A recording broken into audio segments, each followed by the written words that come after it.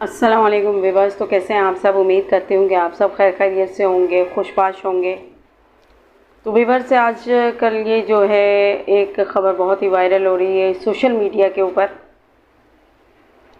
कि मौलाना तारिक जमील के बेटे आसिम जमील उनका इंतकाल हो चुका है और उन्होंने खुदकुशी कर ली है। और वो बीमार थे। ज़हनी तौर पर जो बीमारियां होती हैं वो होती हैं, हो जाती हैं, इंसान को फिज़िकल भी हो जाती हैं, फिज़िकली भी हो जाती हैं और मेंटली भी हो जाती हैं। तो इसमें घबराने की कोई बात नहीं है। लोग छुपाते हैं, डॉक्टर के पास जाने से अवॉइड करते हैं, जो कि बहुत गलत बात है। तो ये खबर बहुत ज़्यादा चल रही है कि आसिम तारिक जो है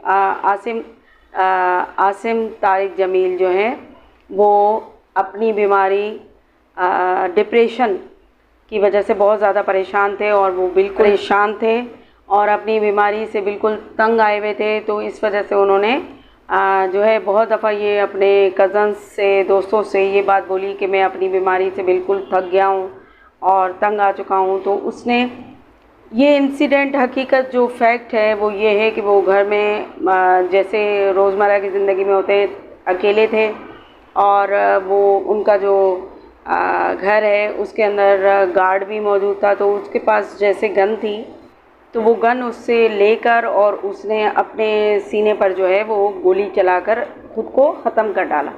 तो अभी उसका स्टेज जो है, डिप्रेशन के स्टेजेस होते हैं। पहले स्टेज के अंदर जो है वो उसमें सिम्टम्स होती हैं कि बंदा, कोई भी इंसान उदास रहने लगता है और ज़िंदगी से हार जाता है और अपने आप को कोसने लगता है, अपने आप को बुरा भला कहने लगता है। उसके जहन में बस ख़यालात आते रहते हैं, चलते रहते हैं। तो ये सोचों में गुम रहता है ना।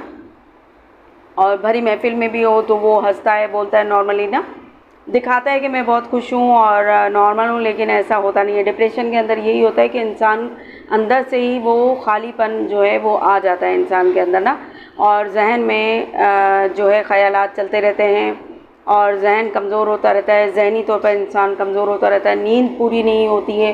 तो ये सिम्टम्स होते हैं और वो अगर इनिशियली स्टेज पर आप दिखाएंगे और मेडिसिन लेंगे, डॉक्टर को मुआयना कराएंगे, चेकअप कराएंगे।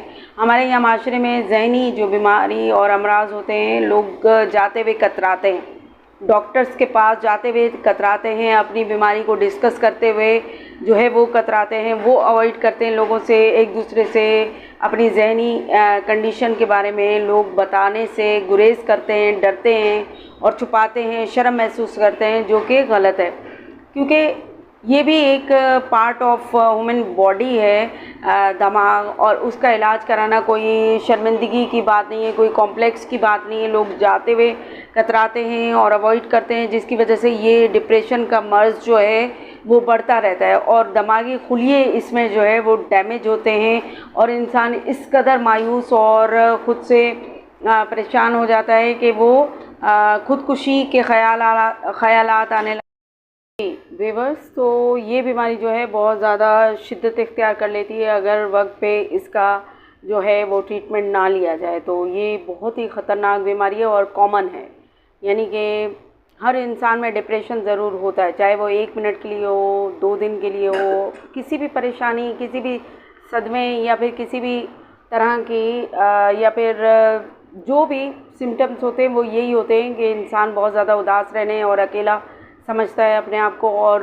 महरूमी का शिकार ख़ुद को समझता है। हर चीज़ को वो बहुत बड़ा करके एक अपनी महरूमी या अपनी तकलीफ़ को बहुत बड़ा करके वो अपनी दिमाग को जो है वो मैसेज भेजता है कि भाई बहुत बड़ी बात हो गई। हालांकि दुनिया में कोई भी चीज़, कोई भी प्रॉब्लम इतनी बड़ी नहीं होती है। हर चीज़ का सलूशन अल्लाह ताला ने जो है वो रखा हुआ है। तो ये जो बीमारी होती है इसका फ़ौरन जो है ट्रीटमेंट कराना चाहिए और ऐसे इंसान को अपनों का साथ बहुत ज़रूरी होता है। तो अपनों की मोरल सपोर्ट और हर लिहाज से जो सपोर्ट है वो अपने रिश्ते ही उस पेशेंट को जो है मोरल सपोर्ट दे सकते हैं और उसका साथ दे सकते हैं इस मुश्किल घड़ी में कि वो बहुत ज़्यादा बीमार है या क्या। डिप्रेशन जो है वो कॉमन बीमारी है और हर इंसान में होती है और अगर ये बीमारी जो है वो बढ़ जाए, इसको देखना चाहिए कि 3 दिन, 1 हफ़्ता, 2 हफ़्ते, फिर इसके बाद जो है फ़ौरन आपको अपना ट्रीटमेंट कराना चाहिए। इसमें ये होता है कि इंसान हर वक्त सोचता रहता है, अकेला रहना पसंद करता है और बात बात पर उसको रोना आता है, ये सिम्टम्स होते हैं।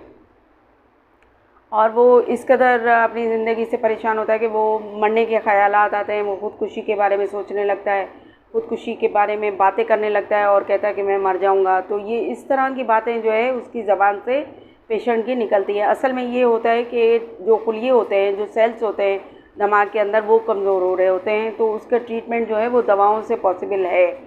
और इसके स्टेजेस होते हैं, फर्स्ट स्टेज, सेकंड स्टेज और लास्ट स्टेज ना।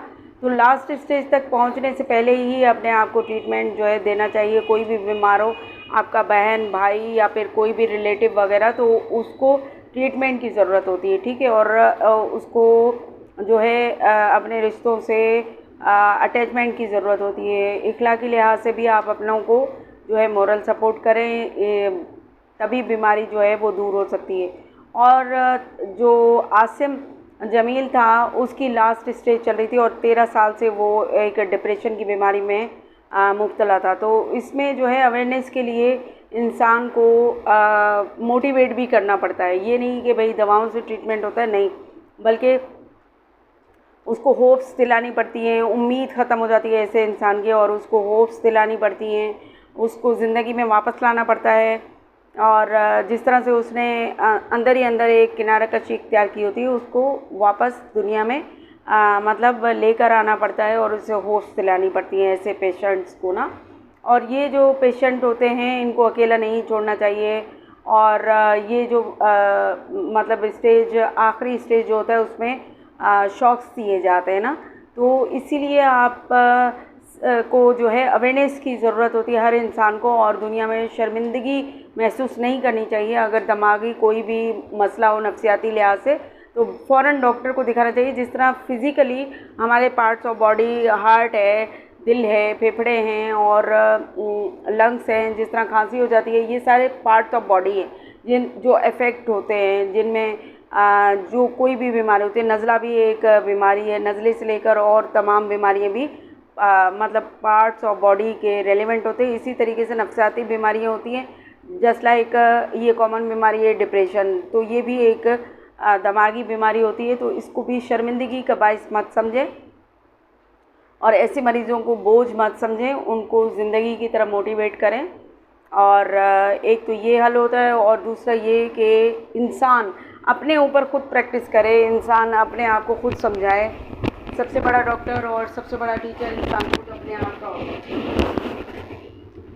एक बात ये भी है कि इंसान अपना उस्ताद भी होता है और अपना डॉक्टर खुद भी होता है कि उसको मोटिवेट करना, दिमागी लिहाज से अपने ऊपर प्रैक्टिस करना।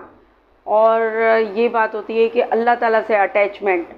अगर हम अल्लाह ताला के बताए हुए रास्ते को छोड़ देंगे और इबादत नहीं करेंगे, अल्लाह ताला से लॉ नहीं लगाएंगे और अल्लाह ताला को याद नहीं करेंगे हर मुश्किल में, हर बीमारी में, तो फिर ये बीमारियाँ जो हैं वो बढ़ती जाती हैं। तो लिहाजा अल्लाह ताला से रिश्ता जो है वो मुसम्मम और पक्का बनाएं और इबादत करें, अल्लाह ताला को याद करें, कुरान पाक को तर्जुमे से पढ़ें।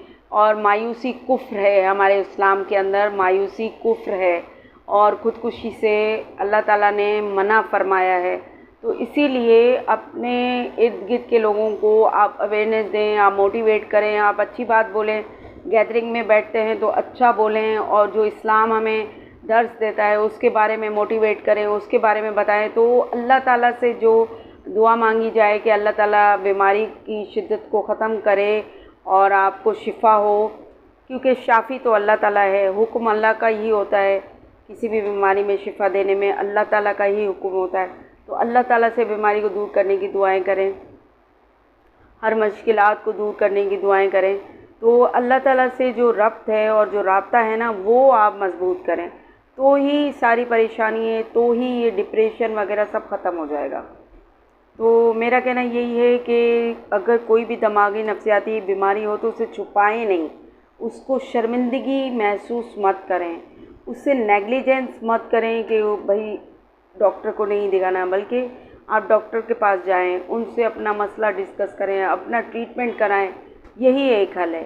तो हमारे यहाँ माशरे में अवेयरनेस नहीं है, शऊर नहीं है, इसको बहुत ज़्यादा नेगेटिव सोचा जाता है नफ्सियाती बीमारियों को, तो इससे इस भंवर से बाहर निकलना चाहिए।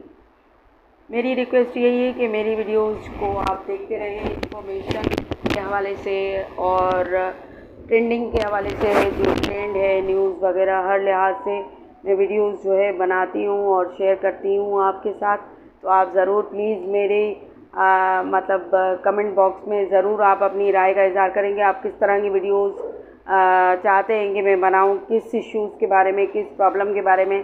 तो ये मेरी वीडियो जो है इन्फॉर्मेटिव वीडियो है, ज़रूर आप इसे देखें, शेयर करें, लाइक करें और कमेंट करें। जो भी क्वेश्चन हो आप ज़रूर मुझसे पूछें, और जो आप चाहते हैं कि मैं वीडियो उस टॉपिक पे बनाऊं तो मैं ज़रूर बनाऊंगी। आप ज़रूर मुझे अपने कमेंट से जो है आगाह करें।